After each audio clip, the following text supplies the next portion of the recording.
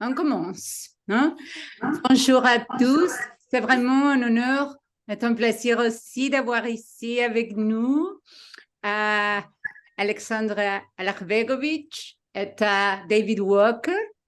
Je vous remercie votre présence et la générosité de nous donner votre temps. Je vais faire la présentation en espagnol pour les groupes ici au Chili. Pourtant, je voudrais vous présenter María-Elena Sota, qui va être la traductrice et à qui je remercie sa générosité. Muy buenos días a todos. Vamos a comenzar nuestra sesión especial dedicada a Estado de Sitio de Albert Camus.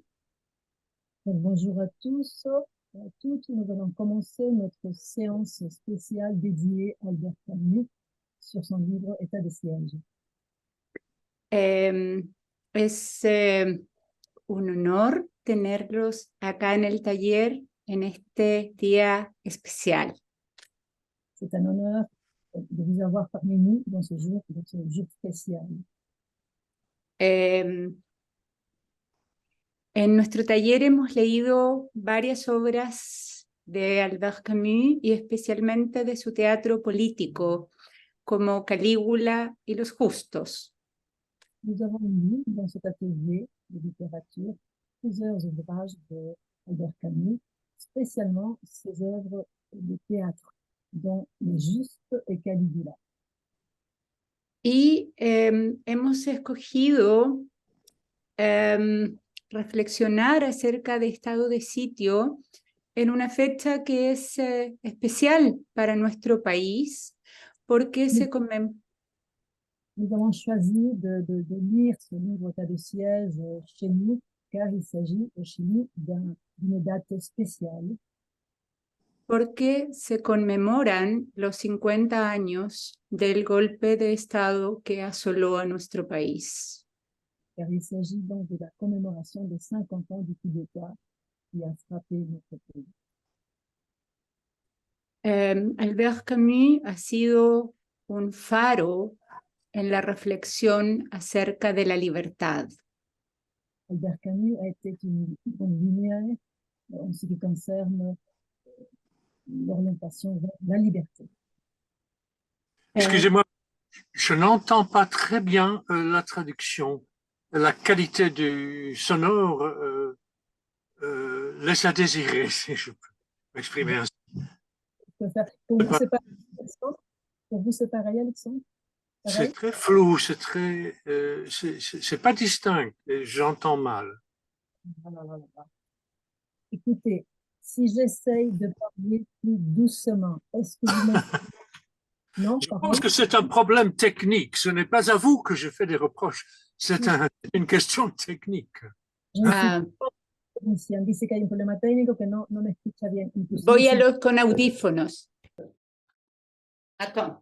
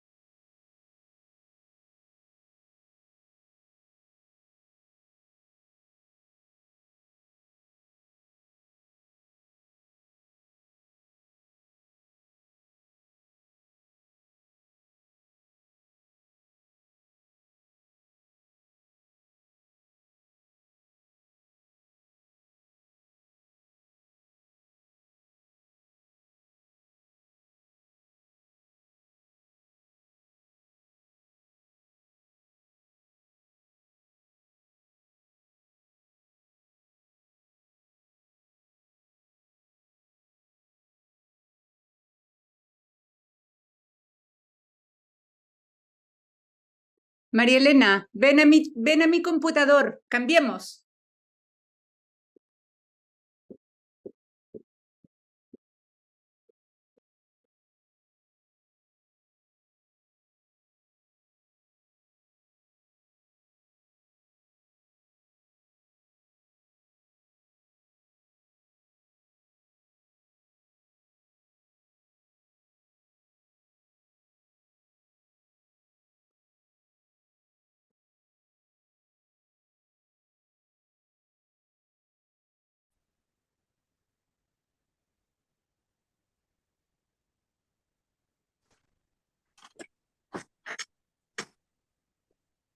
Voilà, on va voir. Est-ce que, David, est-ce que vous m'entendez mieux? Ça, c'est Ça va beaucoup mieux, mieux. ça va Oui, mieux? oui, on vous entend chouette, très chouette, bien chouette. maintenant.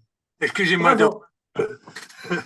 Au contraire, c'est très Merci bien. beaucoup. Il faut qu'on arrive à s'entendre. C'est très, très bien. Quand Voilà. même, quand même. Allons-y. Excellent. Merci. Magnifique. Natalia, à toi. D'accord.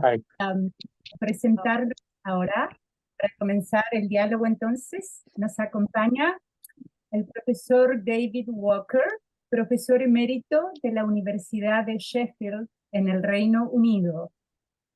Donc, c'est le professeur David, j'ai pas bien compris votre nom, excusez-moi David, qui nous accompagne. Walker, ça veut dire marcher. Walker, il nous accompagne donc. Profesor emérito de la Universidad de Sheffield. Donc, il est professeur émérite de l'Université de Sheffield. En el Reino Unido. Au Royaume-Uni, oui. Autor de obras como Outrage and Insight, Modern French, Writers and the Divers.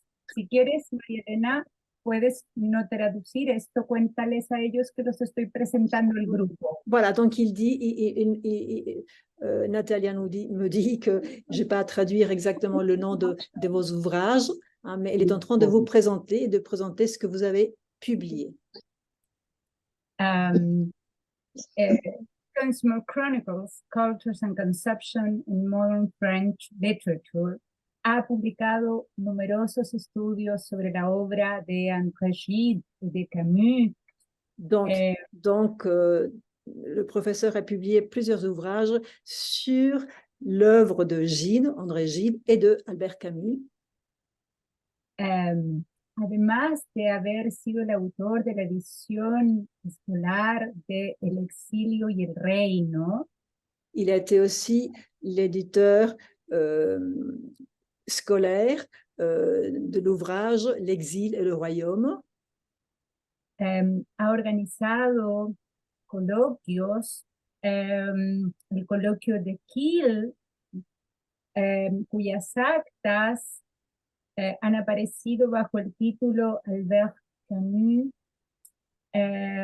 Los extremos y el equilibrio. Donc, il a été organisateur de plusieurs colloques, dont un colloque où dans les actes, on peut lire. ¿Puedes repetir nuevamente la última frase? Lo que dice las actas, sí. Sí, el nombre de las actas. ¿Cuál es ese nombre entonces? Albert Camus, Los extremos y el equilibrio. Voilà, donc le nom de ces actes étant Albert Camus, les extrêmes et l'équilibre. Y ha sido nada menos que quien ha contribuido a la publicación de las obras completas de Albert Camus en la edición de la Pléiade. C'est très important de noter que c'est lui qui était derrière la publication des œuvres complètes de Camus chez les Pléiades. Quel honneur, non? Un membre de l'équipe. Hein? David señala que et bien d'autres. Dice que él es uno de los miembros entre varios otros.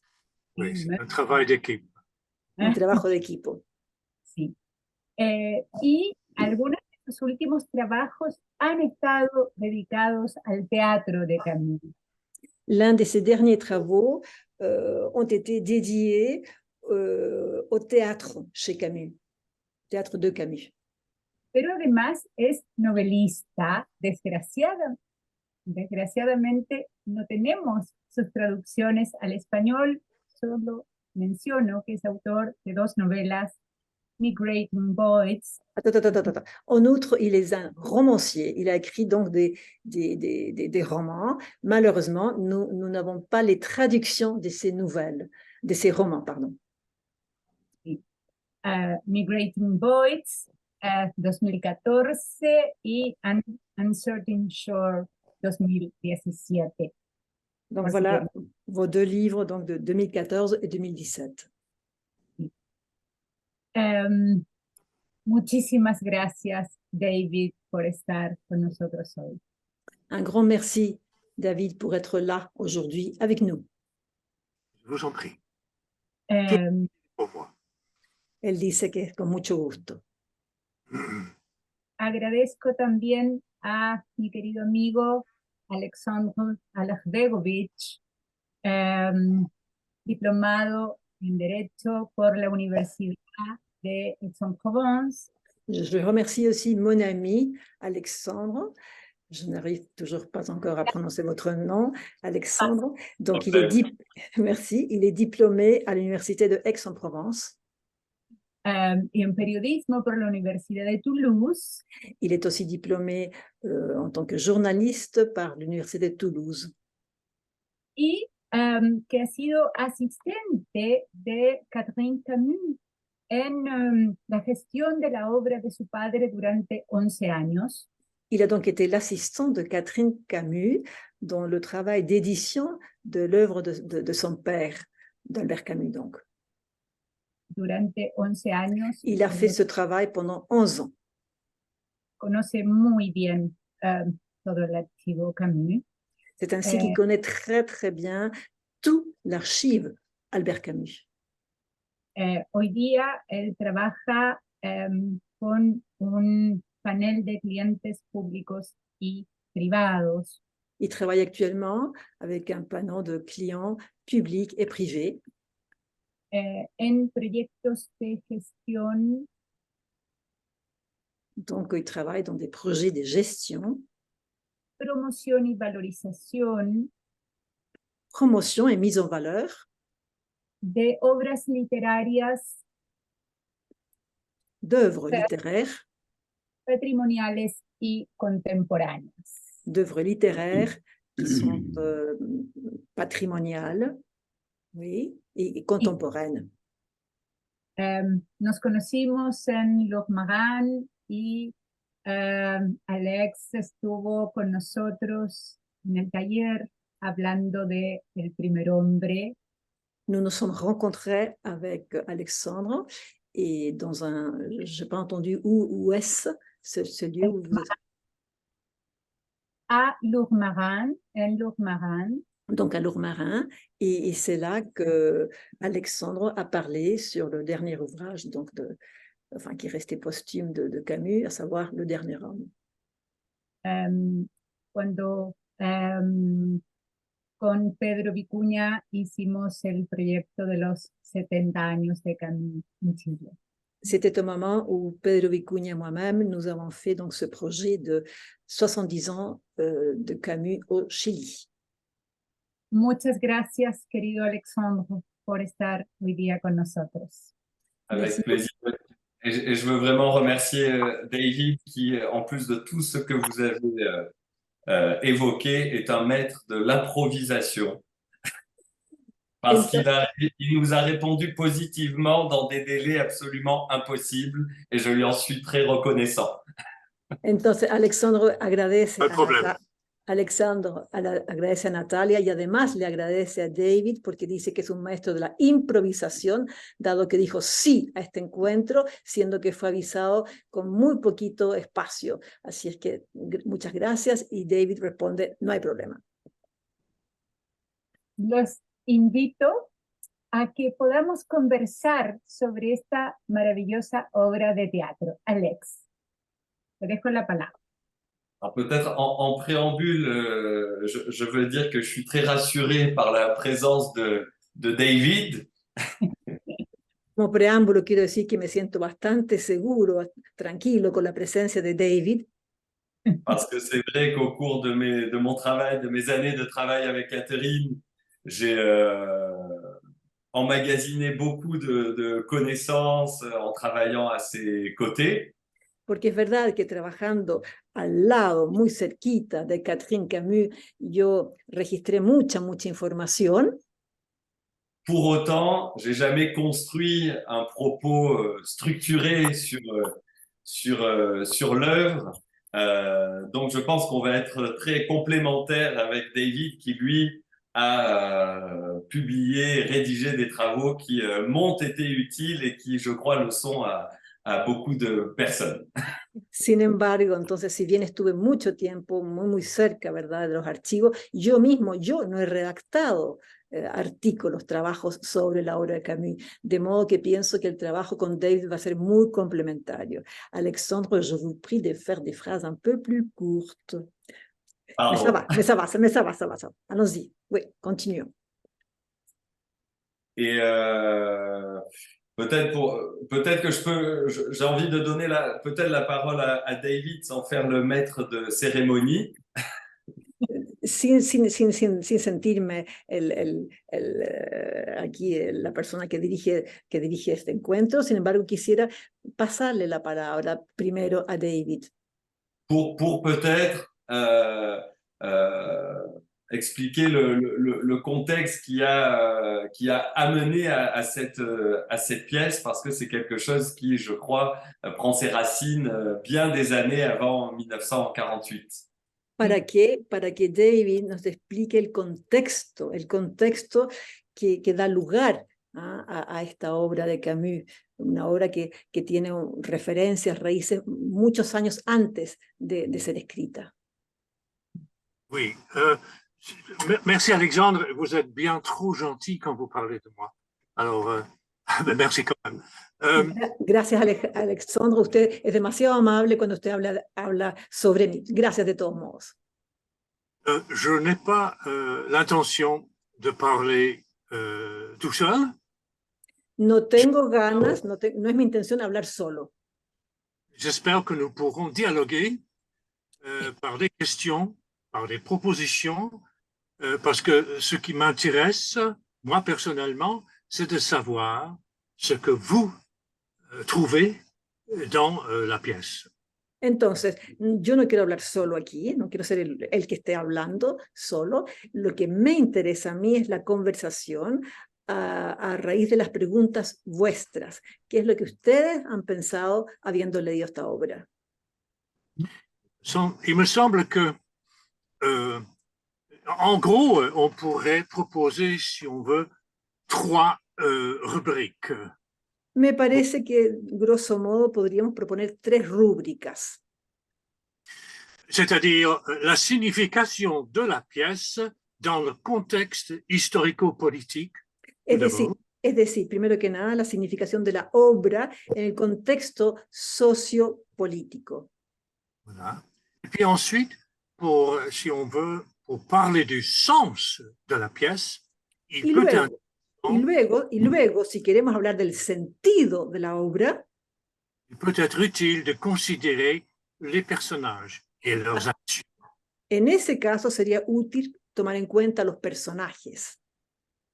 Et puis, troisièmement, disons, la forme de la pièce, parce que l'intérêt de la pièce est aussi une expérience de tous les modes théâtraux. Entonces, en tercer lugar, tal vez considerar también la forma que tiene esta obra de teatro, puesto que está en un contexto donde esto de la forma teatral tenía su importancia. C'est ça. Tous les modèles, toutes les formes d'expression théâtrale. Hubo ahí todo tipo de expresiones, de formas teatrales. Bon. Eh bien, je commence et puis mais à chaque fois que vous avez quelque chose à dire ou une question à poser, je vous prie, ne pas hésiter, n'hésitez pas.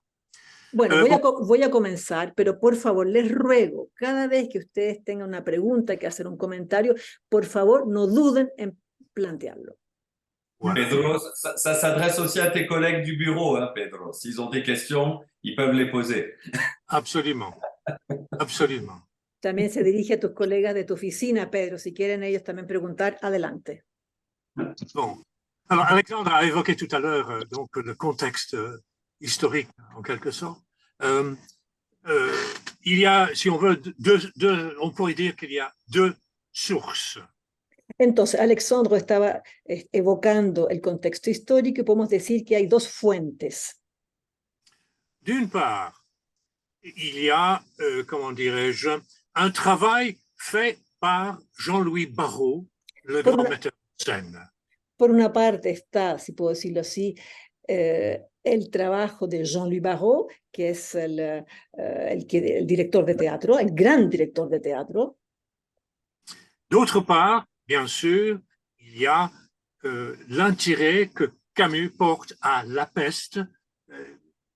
Tout le monde connaît, je pense, son roman qui s'appelle justement La Peste. Por otra parte está el interés que tenía, ¿verdad?, Camus en su obra La Peste. Pienso que aquí todos conocen esa obra, ¿no es verdad? Voilà. Donc, pour ce qui est de de Barrault, de Jean-Louis Barrault, En lo que lui, lui prend pour point de départ une image qu'il trouve dans les écrits d'Antonin Artaud, donc le grand théoricien du théâtre de la cruauté. Entonces, en lo que concierne a Jean-Louis Barrault, él se inspira en Artaud, el gran teórico del teatro, du teatro. Théâtre de la cruauté. Entonces, el gran teórico del teatro de la crudeza, de la crueldad. Cruauté, oui, voilà. De la crueldad. Crueldad, Oui. gracias, Pedro. Oui. Et Barrault avait pris comme point de départ un roman, c'est un roman de l'écrivain anglais Daniel Defoe. Entonces, Barrault había tomado como punto inicial una obra del escritor inglés Daniel Defoe. Oui, qui s'appelle en français Journal de l'année de la peste. Entonces, es un diario que se llama Diario del Año de la Peste. Remarque un peu à côté, ce qui est remarquable dans ce livre de Defoe, c'est que Defoe n'a pas vécu la peste, mais en lisant son livre, on dirait qu'il était vraiment là. C'est une réussite extraordinaire. Lo que es notable, Chronique historique. Lo que es notable en esta crónica histórica de Defoe es que pareciera que él hubiese estado allí, que hubiese vivido el momento de la peste. Pues no, él no la vivió, pero es una obra notable. Oui. Bon. Donc, Jean-Louis Barrault commence à faire ce qu'il comptait faire, c'était faire une adaptation du texte de Defoe. Entonces, lo que quería hacer inicialmente Barrault era una adaptación del texto de Defoe. Et lui avait en tête aussi le théâtre de la cruauté. Donc, pour lui, la peste pouvait représenter une sorte de force brutale, animale, horrible. Entonces, también tenía Jean-Louis Barrault presente la obra La Peste, ¿verdad?, de Camus, pensando que esto era una suerte de metáfora de algo brutal, horrible.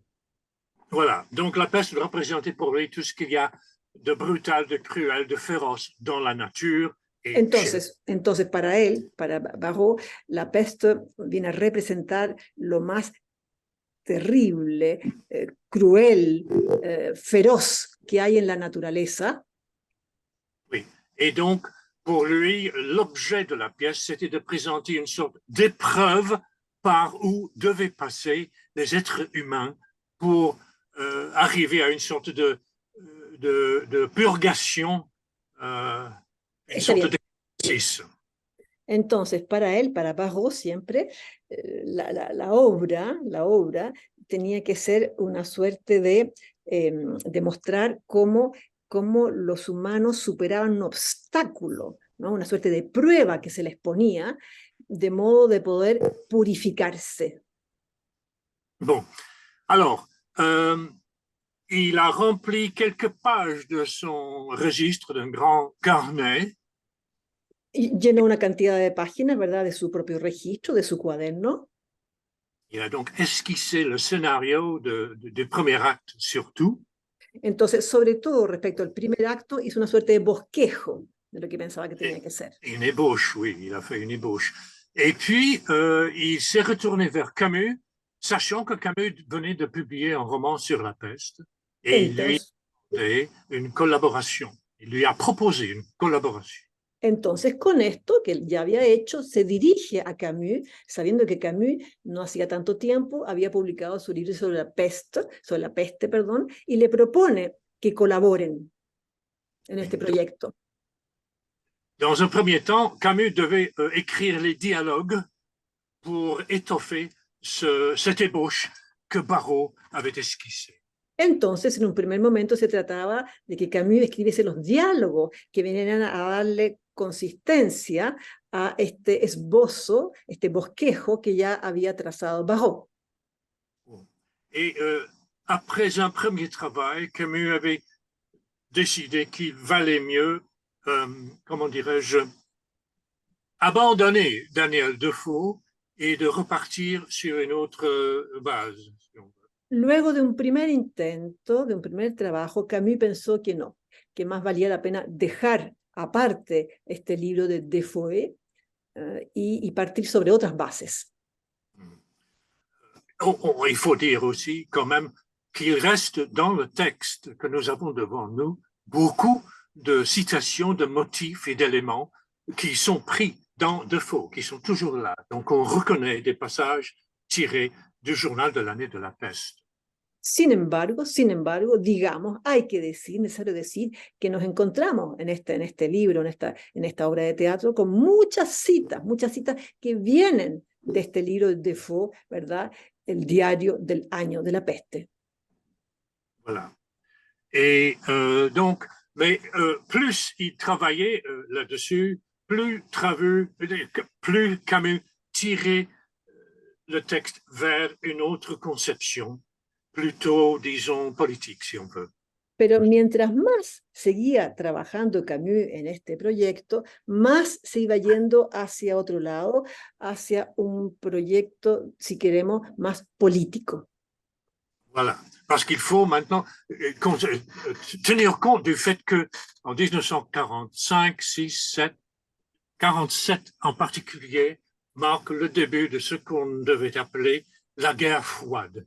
Cette opposition entre les deux blocs, l'Ouest et l'Est, le capitalisme et le communisme. Donc cette opposition... Puesto que hay que tener en cuenta, ¿verdad? Que en esos años, 45, 46, sobre todo 47, ¿verdad? El mundo estaba dividiéndose, ¿verdad? En estos dos bloques, este-oeste, ¿verdad? Comunismo, capitalismo.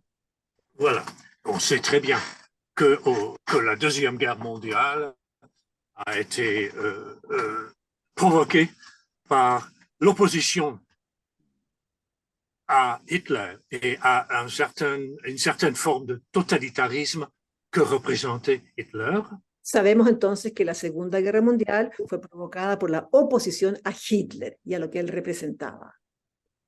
Mais après la guerre, bien sûr, comment dirais-je, l'attention des pays démocratiques se tournait plutôt vers l'URSS et sur une certaine société totalitaire, communiste, qui... Pero después de la guerra, en cambio, la atención de los países se dirigía más bien hacia la Unión Soviética, régimen, ¿verdad?, totalitario. Voilà. Et dans l'état de siège, on voit que, dans une certaine mesure, la peste représente un régime totalitaire. Entonces, en esta obra de teatro lo que vemos es que la peste viene a significar el totalitarismo. Oui, c'est ça. Un régime autoritaire et totalitaire. Representa un régimen autoritario y totalitario. Oui, il n'y a pas d'opposition. Enfin, on trouve peu de remarques que l'on pourrait attribuer à une critique de l'Union soviétique. Encontramos pocas notas que apuntarían a una crítica a la Unión Soviética, Mais on voit quand même que beaucoup d'éléments dans la pièce rappellent l'existence sous le régime de Hitler, et en particulier l'époque de l'occupation en France. Pero vemos que en la obra de teatro sí están presentes muchos elementos del tiempo de Hitler y en particular de la ocupación de Hitler en territorio francés. C'est ça. C'est-à-dire que beaucoup des premiers spectateurs reconnaissaient facilement des échos de ce qu'ils avaient vécu en France sous l'occupation de Hitler et le régime collaborationniste de Pétain. Es decir, que los primeros espectadores de la obra reconocían en esa obra muchos elementos que ellos ya conocieron, habían conocido en los tiempos de la ocupación, se llamaba la ocupación, ¿verdad?, del régimen nazi en Francia. Je crois qu'il est important de souligner cela parce que quand on lit le texte, on voit en fait que tout ceci se passe en Espagne. Es importante subrayar esto, puesto que cuando leemos el texto, ¿qué es lo que vemos? Vemos que todo sucede en España. Voilà. Mais en fait, dans les premières versions de la peste, l'Espagne n'est pas du tout évoquée. Cadiz ne figure pas. Pero en las Référence à l'Espagne. Pero en las primeras versiones de esta obra de la peste no figura España, no aparece Cádiz. C'est presque vers la fin de la création du texte que commencent à apparaître dans le texte ces allusions à Cadix et à Espagne, qui casi al final. remplacent des allusions à la France. Es casi al final de la obra que aparecen alusiones a Cádiz y también a lo que sucedió en Francia. Et Camus a été critiqué par certains critiques pour avoir, comment dirais-je, focalisé sa pièce sur l'Espagne.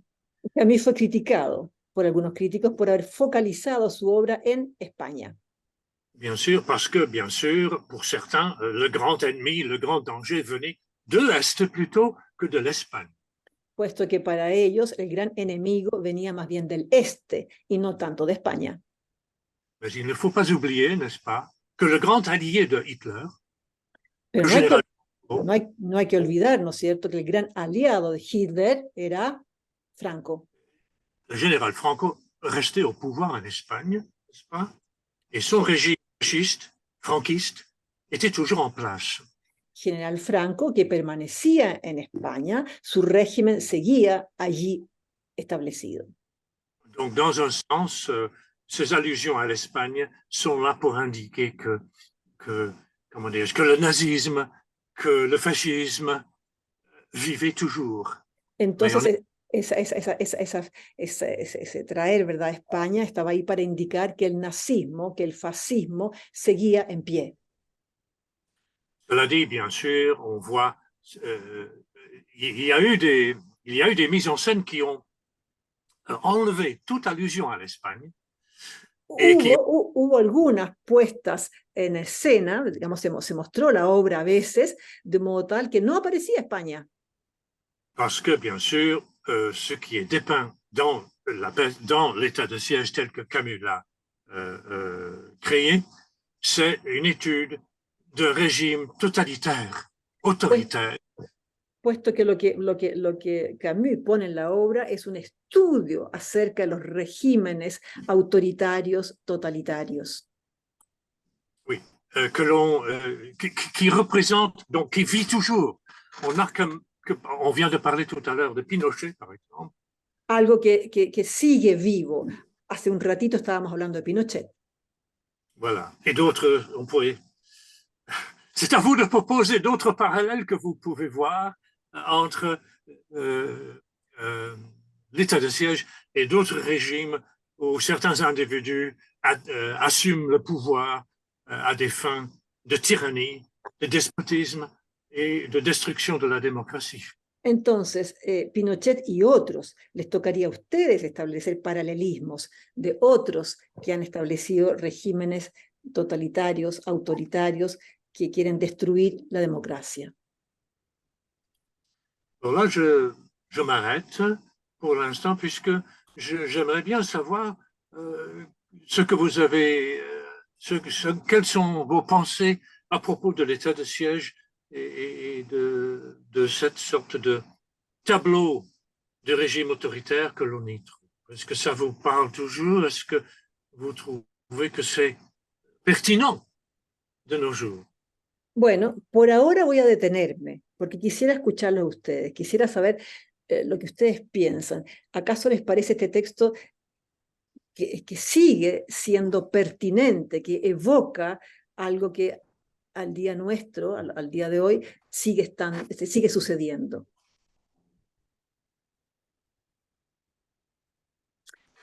Oui, là, il y a... David, quiero primero agradecer y también preguntarle, antes que comentar, David, j'aimerais d'abord vous remercier avant de vous commenter quelque chose. Oui. Tan pertinente nos parece que lo estamos leyendo hoy que están amenazadas las democracias en todo el mundo, ¿no? Le texte nous semble si pertinent, tellement pertinent que justement nous le lisons actuellement chez nous, car il nous semble que les démocraties sont menacées actuellement dans le monde.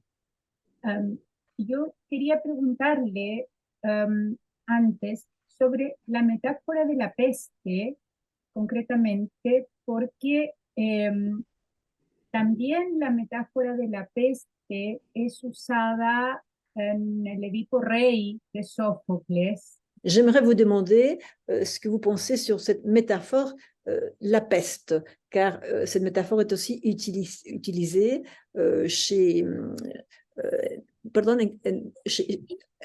dans le texte de Oedipe Roi. Sófocles, cuando hay crímenes de sangre insepultos.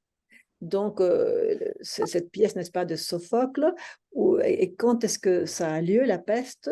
Eh bien, ça arrive au moment où il y a des corps qui n'ont pas été, qui n'ont pas trouvé de tombe, qui n'ont pas eu une véritable cérémonie d'enterrement. Il est vrai que la peste constitue une métaphore, si on veut, qui est souvent associée à des moments de crise. Es verdad que la peste, si queremos, podemos decir que se asocia como metáfora a momentos de crisis. Et je pense que c'est là que l'on trouve une sorte de point de convergence, quand même, entre la conception de Barrault et de Camus. Pienso que es justamente ahí que encontramos un punto de convergencia entre la concepción de Barrault y de Camus. Parce que si Barrault cherchait donc la catharsis, Camus, bien sûr, offre une sorte, plutôt une analyse, enfin, je ne dirais pas philosophique, mais enfin, vous voyez ce que je veux dire. Puesto que si Barrault estaba buscando mostrar algo del orden de la catarsis, en cambio Camus, si bien no era algo filosófico, en fin, ustedes entienden lo que estoy intentando decir. Nosotros leímos la respuesta a Gabriel Marcel, donde también esto queda muy claro. Nous avons lu la réponse à Gabriel Marcel, où ceci est très, très clair. Il y a quelque chose aussi qui est intéressant, Natalia, sur ce choix de la peste, qui est un mal non humain pour mettre en image un mal humain qui est le totalitarisme. Entonces, digamos, dice Alexandre, que esta metáfora tiene que ver con poner un mal no humano, como metáfora del totalitarismo. Et ce qui est intéressant, c'est qu'aujourd'hui, on voit que finalement, peu importe l'origine, même si on va parler de l'origine, parce que ce qui est intéressant, c'est ce que cette peste génère chez les individus qui la subissent. Entonces, se fija, más importante que el origen de la peste, el acento lo vamos a poner en los efectos que causa esta peste en los humanos. Et on voit qu'aujourd'hui, la peste est sollicitée par des pays qui subissent une crise, qui peut être une crise naturelle, un accident. Je pense à Fukushima au Japon, par exemple, où la peste... Entonces vemos que la peste sucede en algunos países donde hay una crisis, por ejemplo Japón, con lo que ocurrió en Fukushima. Où la peste, on sait qu'elle a été très lue là-bas à ce moment-là comme une œuvre de solidarité, même si le mal causé n'était pas, enfin, il était humain parce qu'il n'était pas naturel. On peut pas dire Fukushima c'est une origine naturelle, mais en tout cas la cause était accidentelle et pas intentionnelle, mais en tout cas dans les effets que cet accident a eu, on sent que les gens ont eu besoin de lire La Peste. Entonces da la impresión que la gente, ¿verdad? Los japoneses, después de Fukushima, que si bien no era algo natural, puesto que estaba causado, ¿verdad? Por la obra de los humanos, ¿verdad? Ahí fue cuando esta central nuclear, ¿verdad? Estalló. Sin embargo, la gente lo ligó a la peste, a una suerte de peste. Oui. Le fait que ça soit pas une illustration trop, une incarnation trop humaine du mal permet aussi de lui donner ce caractère universel et d'être utile dans bien des contextes. Entonces, oui, c'est vrai que la peste, excusez-moi David, entonces el hecho de que la peste no sea algo causado directamente por los humanos, le da este carácter universal que sirve entonces de metáfora. Oui, il est vrai que par exemple, on a critiqué La Peste en disant que le roman représente la peste comme une force naturelle, un malheur tombé du ciel en quelque sorte, et qui donc excuse, omet, si j'ose m'exprimer ainsi, qui omet la responsabilité de l'être humain dans les souffrances. Oui, David, vous dites qu'on a critiqué la peste ou l'état de siège? No, enfin, le roman. Je parle pour l'instant du roman. D'accord. On a critiqué le roman. D'accord. Entonces, dice David que se criticó la novela, ¿verdad? La peste de Camus, porque parecía como que ahí se atribuía que los males humanos, los peores males, no era responsabilidad humana, ¿eh? Venían de la naturaleza, de Dios, y que entonces se le critica a Camus por poner esa metáfora que aleja la responsabilidad humana de lo que ocurre. Et en fait, c'est un problème pour l'artiste de créer une métaphore qui serait à la portée de la question dont il veut traiter. Et entonces, en fait, dans la peste, il y a par exemple... Excusez-moi. No. Dice David que es difícil, es una dificultad para un artista crear metáforas que den cuenta, ¿no? de aquello que quiere ilustrar. Et dans le roman, donc, il y a des personnages comme Cottard, qui est en quelque sorte, on dit, le complice de la peste.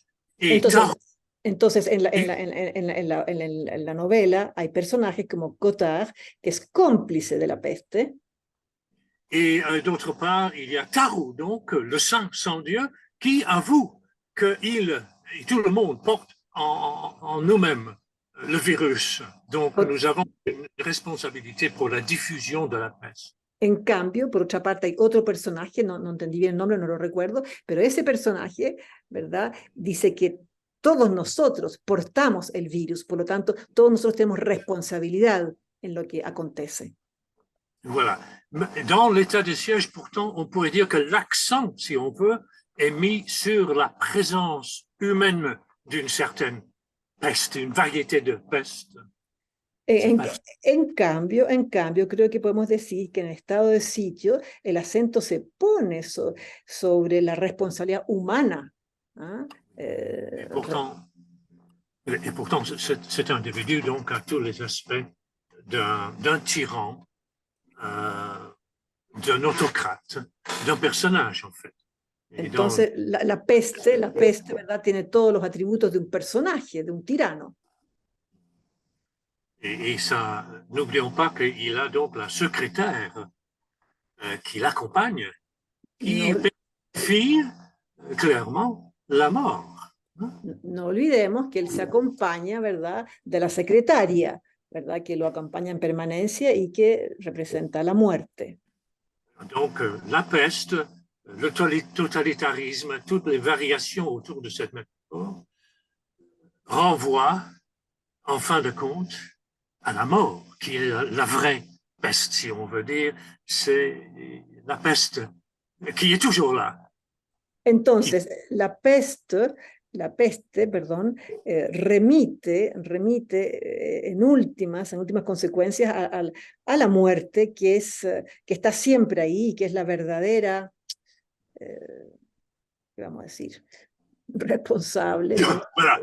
Mais dans l'état de siège, donc, le fait qu'il y a un personnage qui s'appelle la peste et la secrétaire.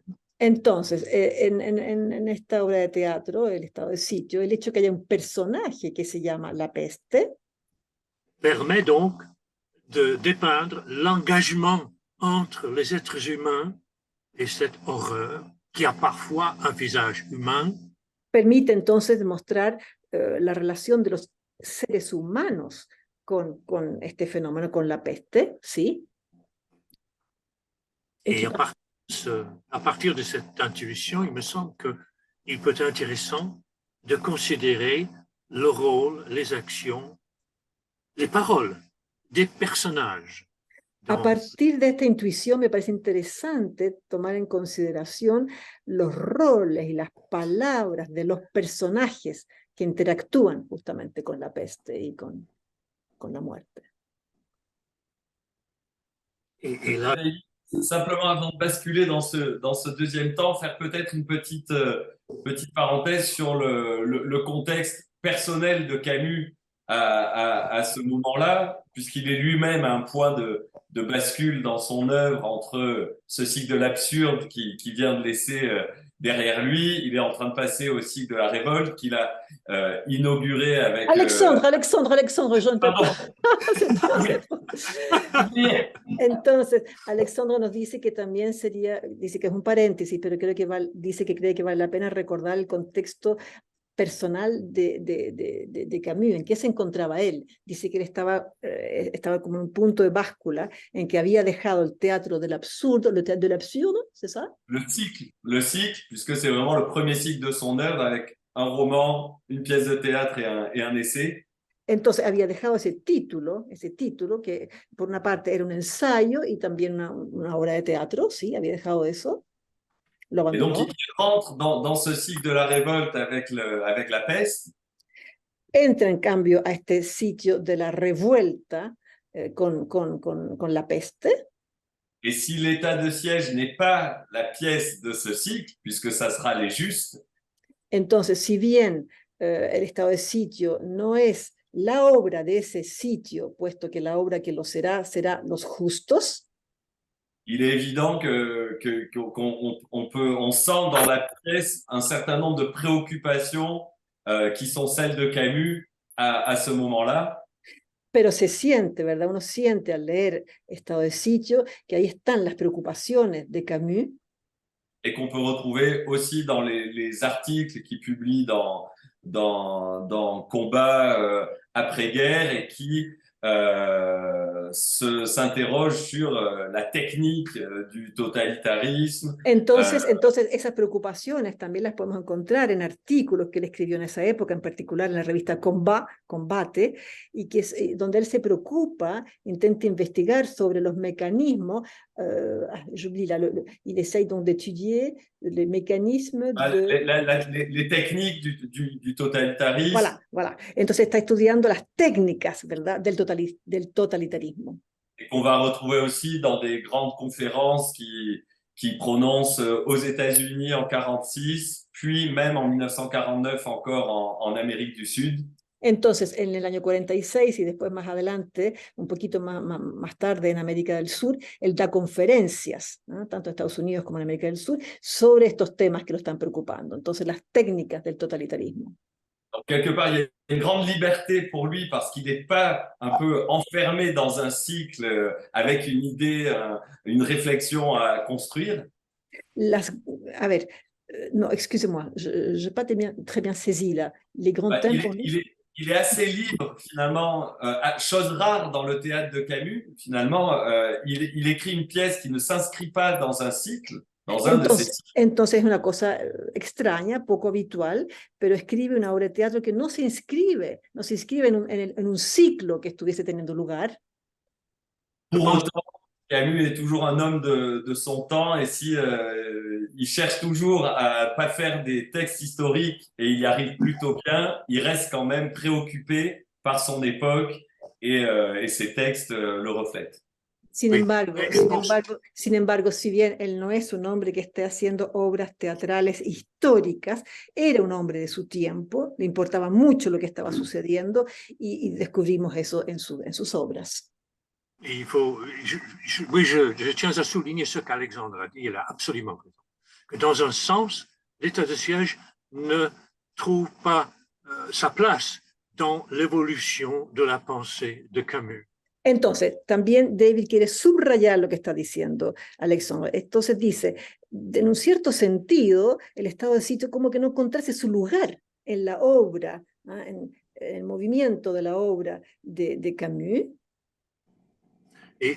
Mais ceci dit, bien sûr, en fait, Camus précise qu'il y a une note dans le manuscrit où il écrit qu'on n'y cherche rien d'autre qu'un spectacle et qu'on nous épargne des considérations philosophiques. Donc, dice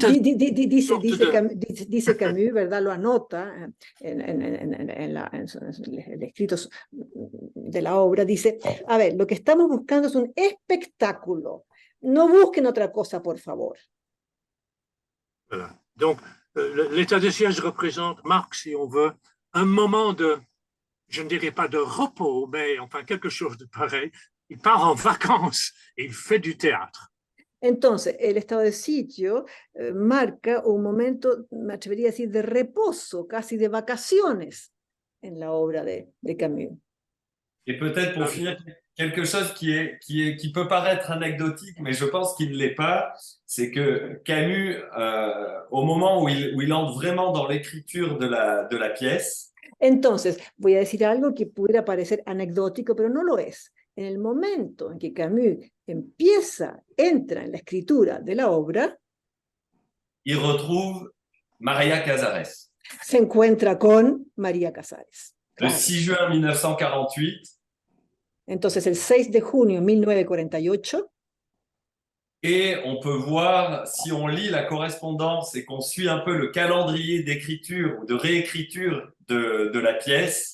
Entonces, si uno va siguiendo la correspondencia y uno va también siguiendo el calendario de la escritura de la obra, on va voir que les dialogues, déjà d'un seul coup, l'Espagne apparaît. Alors, je pense que c'est plus pour Franco que pour Maria Casares, mais d'un seul coup, il y a une préoccupation espagnole qui revient très forte. Bueno, por de pronto, con María Casares entra la España.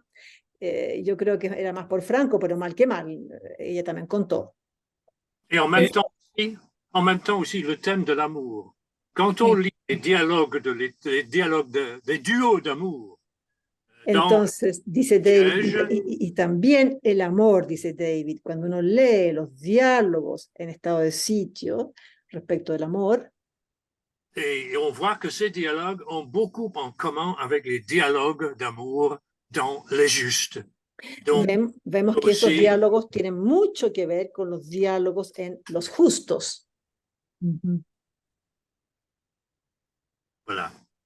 Sí, Et puis le choix de l'Espagne, effectivement, apparaît à ce moment-là. Et d'ailleurs, dans la correspondance Y entonces, entre María Casares et Camus, entonces, en este momento aparece esta elección por la España y en la correspondencia entre Camus y Casares. c'est très touchant parce qu'il se retrouve, il recommence à s'écrire donc durant l'été 1948. Es muy sensible, puesto que ellos comienzan a escribirse en el verano del 48. Et d'un seul coup, la correspondance s'interrompt de nouveau. Y de repente vuelve, porque, perdón, ellos habían, en el 48 estaban retomando su correspondencia, y en un momento dado vuelve a haber interrupción. Mais pas parce qu'ils se séparent, mais au contraire parce qu'ils rentrent tous les deux en répétition, et on sait que ces répétitions vont être longues et très laborieuses. Donc, Entonces, il y a ce grand silence dans la correspondance qui correspond au temps des répétitions. Entonces se detiene la correspondencia una segunda vez, pero no porque ellos se alejen, sino que porque ambos entran, ¿verdad?, a los ensayos y pasan horas y horas en los ensayos de la obra. Il y avait Voilà. quelqu'un qui voulait proposer quelque chose, poser une question. ¿Alguien quiere hacer una pregunta? Oui.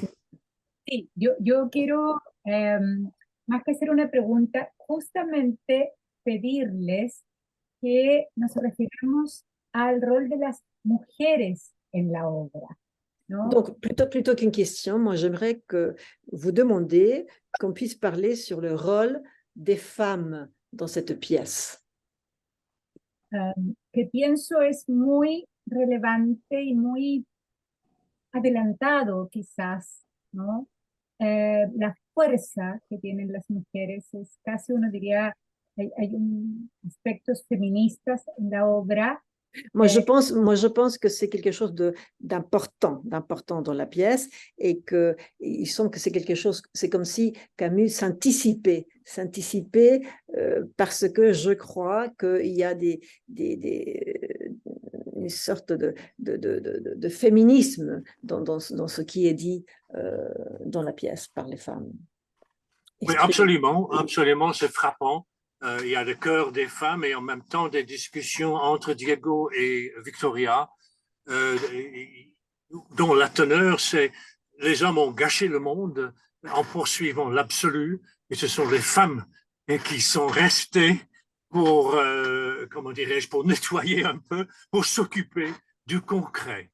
Entonces, dice David que está totalmente de acuerdo, dice que leemos, ¿verdad?, como ahí se manifiesta que son las mujeres las que permanecen para limpiar, ¿eh?, lo que hay que limpiar, y que los hombres, en cambio, desaparecen en una búsqueda de lo absoluto.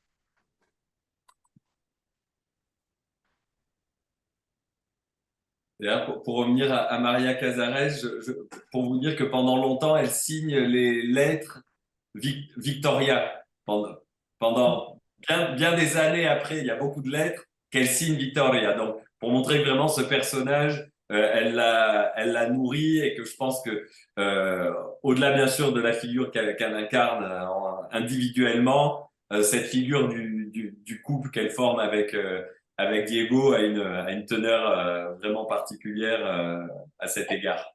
Entonces nos cuenta Alexandro que en la correspondencia, inclusive muchos años después, con Camus, María Casares firma las cartas bajo el nombre de Victoria. Y entonces esto muestra como realmente la relación entre Victoria y Diego la marcó, ¿no?, la contundencia que tuvo. Oui, en fait, l'état de siège a pour objet, entre autres choses, la création d'un langage capable d'exprimer l'amour. Entonces dice David que el estado de sitio tiene, entre otras cosas, la misión de mostrar un diálogo distinto, un diálogo amoroso distinto, nuevo. Je trouve que c'est très important ce que vous dites là. Oui, En fait, oui, en fait, c'est exactement ce que Camus vise, n'est-ce pas? À un certain moment, il a même publié dans Combat un extrait de la pièce.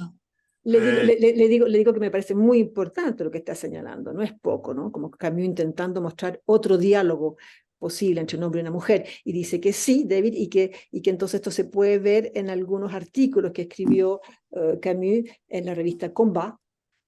Oui, pour indiquer que son propos, c'était justement de créer un langage qui permette aux amants de se parler, mais aussi d'exprimer ce qui les réunit. Attendez, parce que c'est trop important. Dice entonces que estaba diciendo Camus en sus artículos que su propósito era construir un lenguaje que permitiese a los amantes de hablarse. Attendez, donc un langage qui permette aux amoureux donc de se communiquer, de parler et d'exprimer cette expérience de l'amour à deux. Entonces, y de expresar esta experiencia del amor entre dos. C'est ça. Il y a donc une phrase qui paraît dans le texte, qui est introduite et coupée et puis reparaît. Parlons notre langage, même si on ne nous comprend pas. Entonces, hay una frase que aparece en el texto que dice, parlons notre langage, même si on ne nous comprend pas, ¿c'est ça? Oui, c'est ça. Oui, oui. Entonces, hablemos nuestro lenguaje aún si no se nos entiende.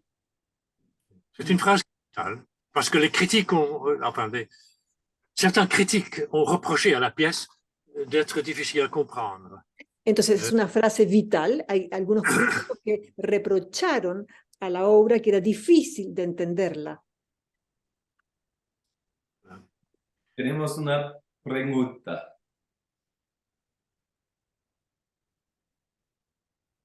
Me parece que Mari Carmen quería preguntar algo. Gina. Sí.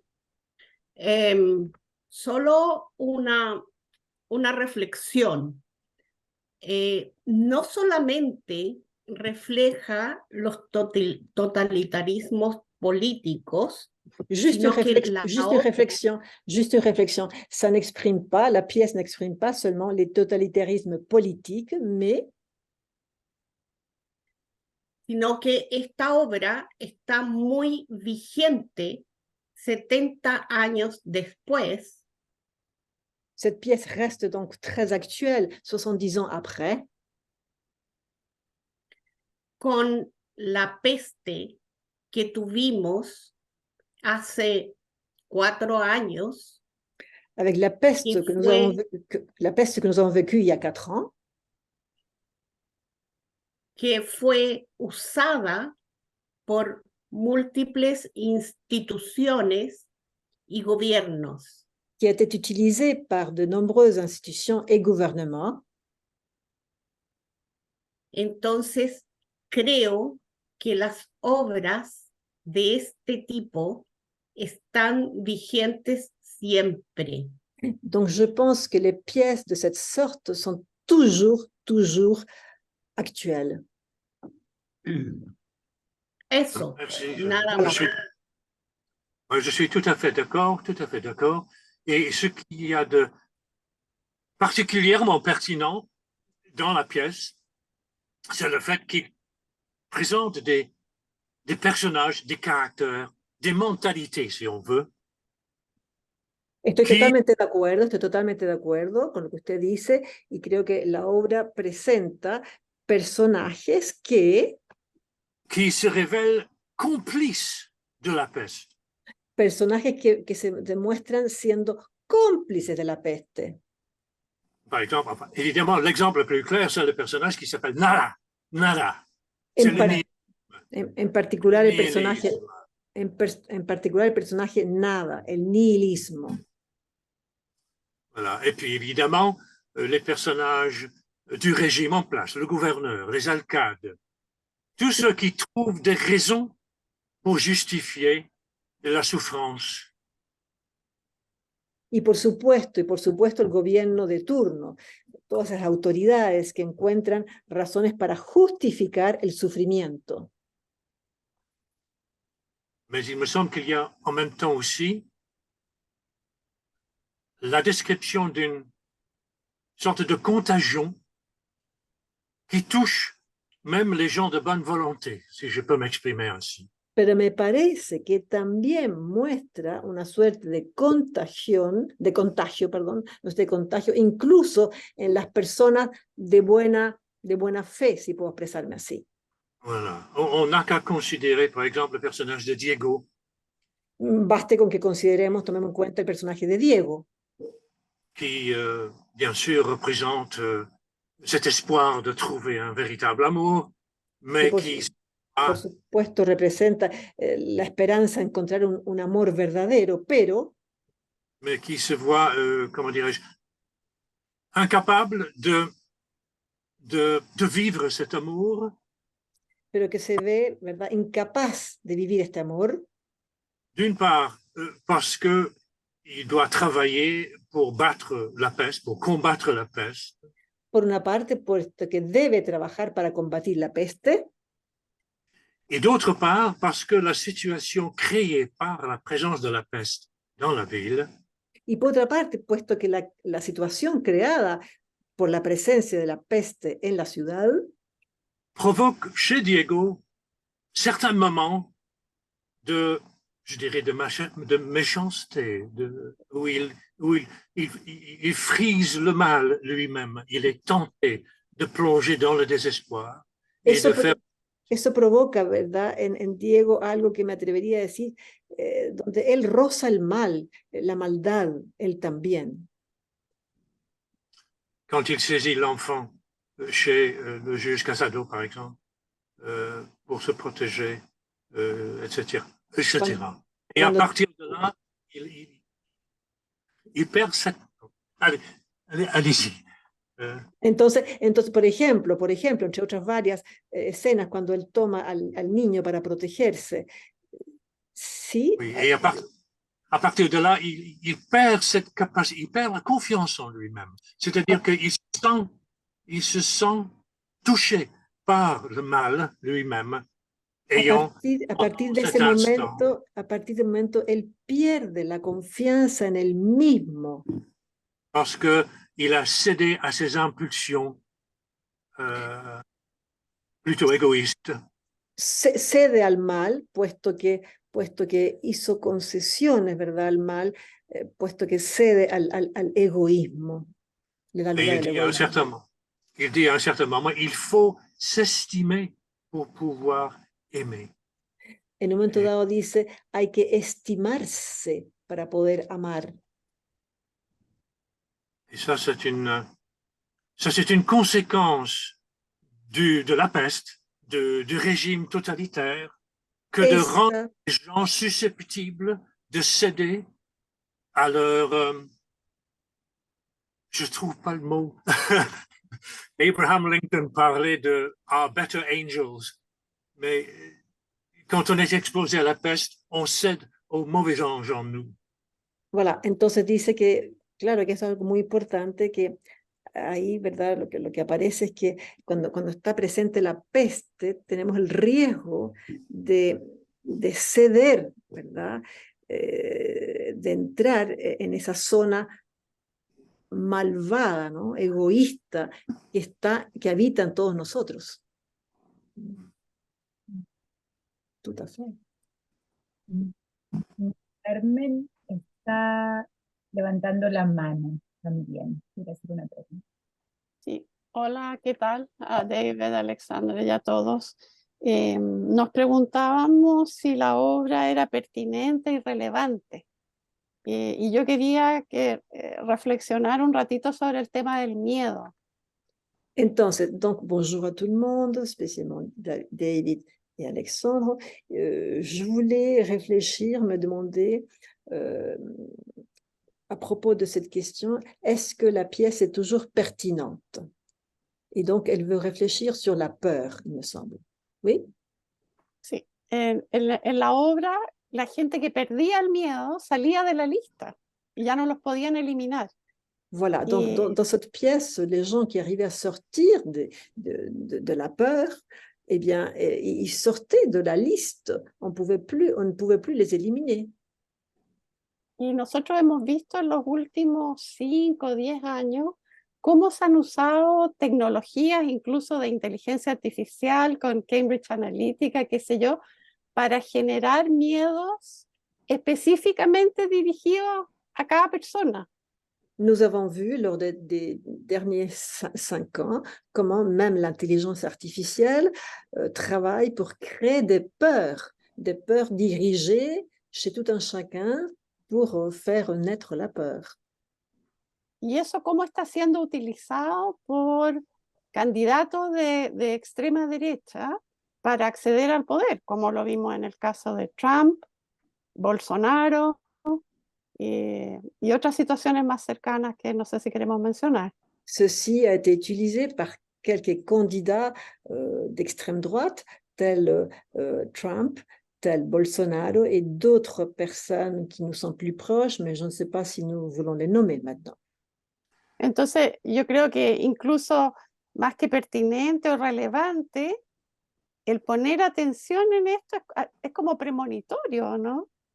Donc, je pense que plutôt que pertinent ou important, ce qui me semble impressionnant, c'est comme ceci, avoir mis l'accent sur ceci est presque prémonitoire, lui semble-t-il.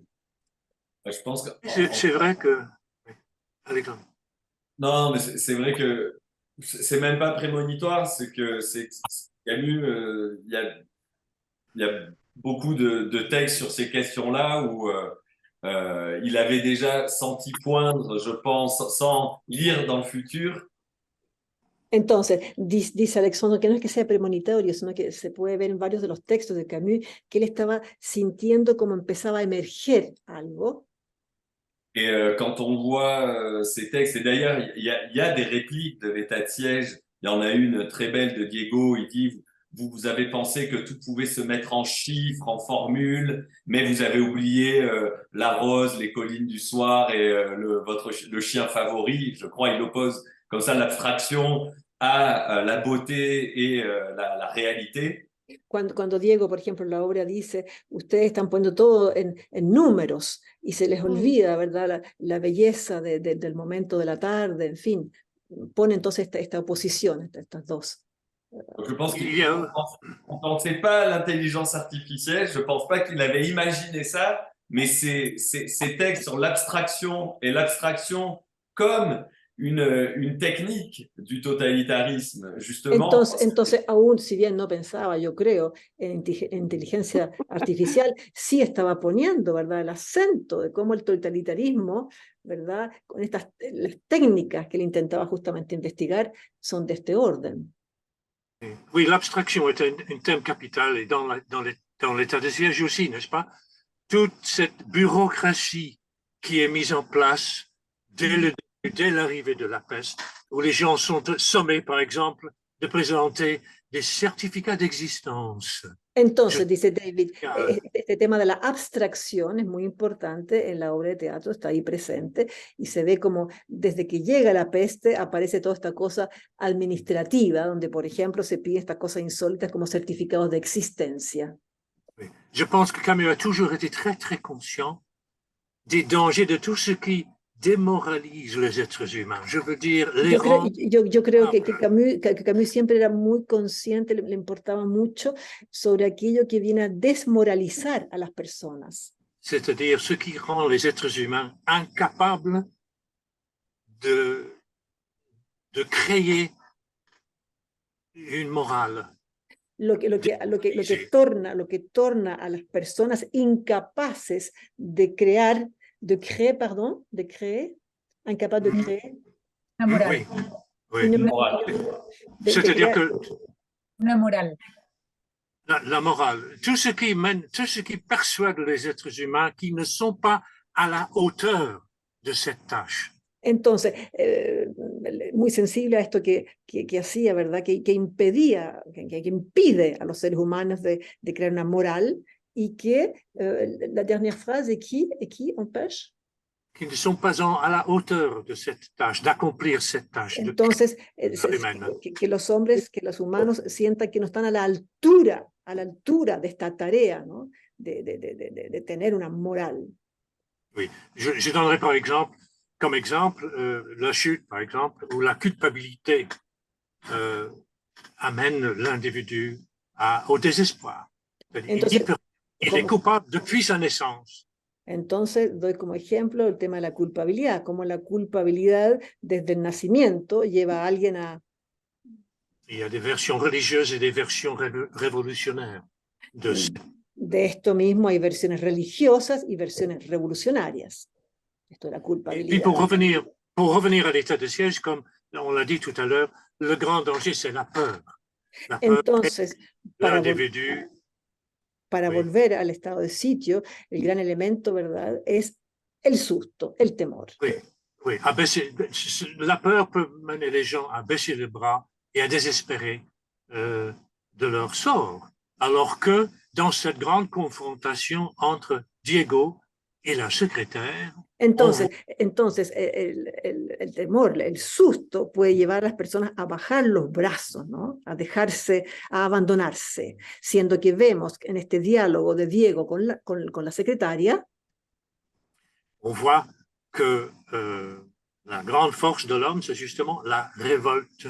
Au moment où Diego se révolte contre ce que lui propose la secrétaire, vemos entonces que la gran fuerza del ser humano es la capacidad de revoltarse, ¿no? De decir no, ¿no? Cuando se me escapa una palabra, Pedro, de revoltarse contra la muerte, ¿no? Et à ce moment-là, il se libère de sa peur. En ese momento, cuando él hace esta revuelta, él se libera de su susto. J'ai l'impression d'avoir trop parlé. C'est à vous de poser des questions, de proposer des idées, des pensées. Nos dice que tiene la impresión de que ha hablado mucho y dice, por favor, ustedes planteen preguntas, planteen su pensamiento. Luz quiere hacer una pregunta. Acá. Gracias a David y a Alexandra. No, mi reflexión tiene que ver, y también es una pregunta, porque hemos hablado de esta anticipación de Albert Camus. Donc, d'abord et avant tout, merci David, merci Alexandre. Et moi, je vais poser une question. Oui. Pero pienso que a veces, más que un adelantado, siento que él toca temas que son desde siempre, son temas humanos grandes y clásicos que Donc, aparecen. Je pense que Camus, plutôt que quelqu'un qui s'anticipe, eh bien, ce qu'il y a, à mon avis, c'est qu'il touche des sujets qui ont toujours été là, c'est des sujets classiques. Pienso que, exacto, que él tiene una influencia de toda la cultura anterior, griega, etcétera, los clásicos, y su gran valía, para mí, esa es la pregunta, y qué opinan ellos, es de alguna manera estos temas que existen desde siempre en el hombre, cómo él hace una nueva vuelta acorde a su tiempo. Donc je pense en effet, je pense que Camus certainement s'est enrichi de la lecture des anciens, enfin des Grecs. Mais ce que je veux vous poser comme question, c'est comment lui, il fait une sorte de tournure, comment lui, il s'approprie de ces questions et il les pose donc à son tour. Sí. Y de alguna manera, situándose en su propio tiempo, como digo, ese contexto que es acorde a su obra, trasciende y la encontramos hoy también tan actual. Voilà, donc comment se situe lui, Camus, dans son époque à lui, eh bien, il arrive quand même à, je ne sais pas comment on dit en français, transcender, quand on dépasse, Transcender. Oui, c'est ça, exactement. Qu'est-ce que vous en pensez des mondes totales? Oui, je suis tout à fait d'accord. Je pense que Je pense toujours à ce chapitre de L'homme révolté qui s'appelle La pensée de midi. La pensée de mi. Pensée de midi. Voilà, entonces dice que está totalmente de acuerdo y que piensa en una frase de un personaje, ¿verdad? En esta obra del hombre que se revela. Esa es la palabra que me faltaba, era rebelarse, con velar. El hombre rebelde. Voilà. Entonces, el hombre rebelde, gracias, merci Alexandre. Entonces, esa frase que dice este hombre, qui dit que, la frase dit, C'est un chapitre de L'homme révolté. C'est pas une phrase, c'est un chapitre. Excusez-moi, voilà mon ignorance. Entonces, no es una frase, sino que es un capítulo del hombre rebelde. Oui. Oui. C'est un chapitre qui traite de la nécessité de marcher sur une ligne, une crête très étroite. Entonces, es un capítulo que... Pour maintenir l'équilibre entre les éléments qui nous tentent de part et d'autre. Voilà, qué interesante, c'est trop intéressant. Est-ce que c'est traduit? Sí, parfaitement. C'est que moi, je suis touchée, je ne suis pas que traductrice. Bon. Alors, entonces, dice en ese capítulo, ¿verdad?, del hombre rebelde, que el ser humano camina por una cresta, ¿verdad?, muy estrecha entre tentaciones de un lado y otro. Y que Voilà. mantener el equilibrio es muy difícil. C'est ça. Pour moi, c'est ça qui est l'essentiel de Camus. Une ténacité extraordinaire et exceptionnelle. Para mí eso aux extrêmes et aux tentations.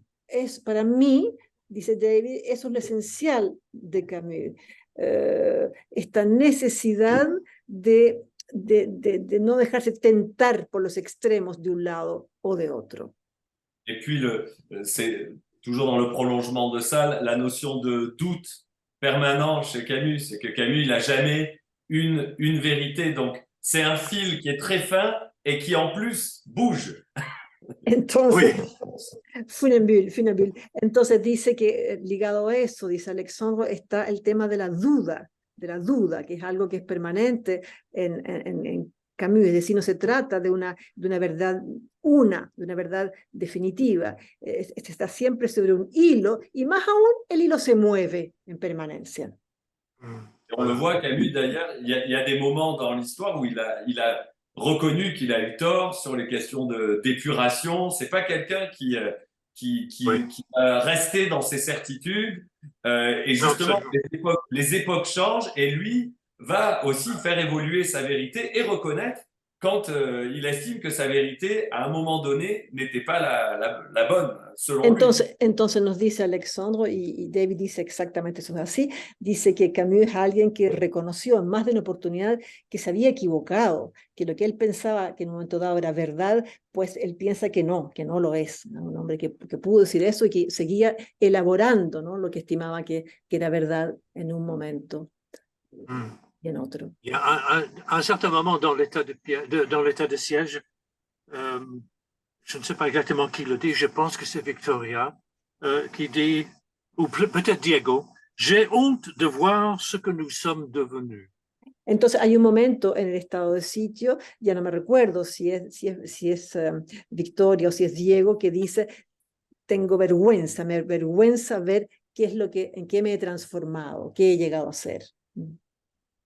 Oui, c'est-à-dire qu'il est conscient du fait qu'il est difficile d'être à la hauteur, mais il est plus important encore de ne pas céder.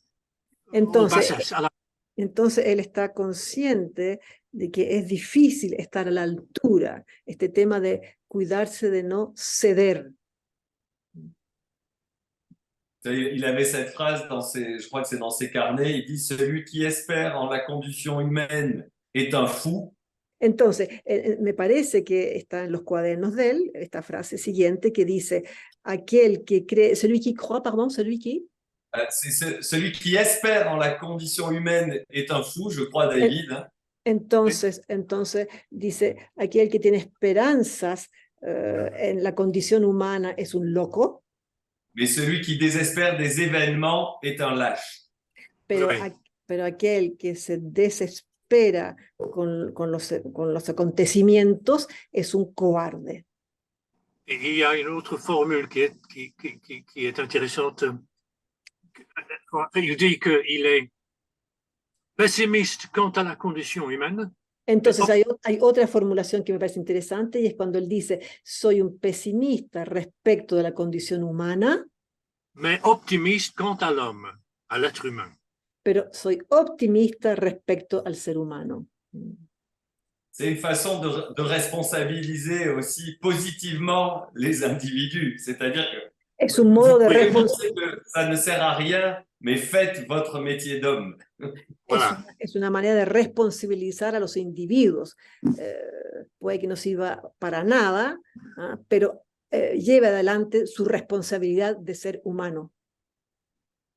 En ese sentido, podríamos quizás decir que en estado de sitio hay un contraste entre Victoria y Diego.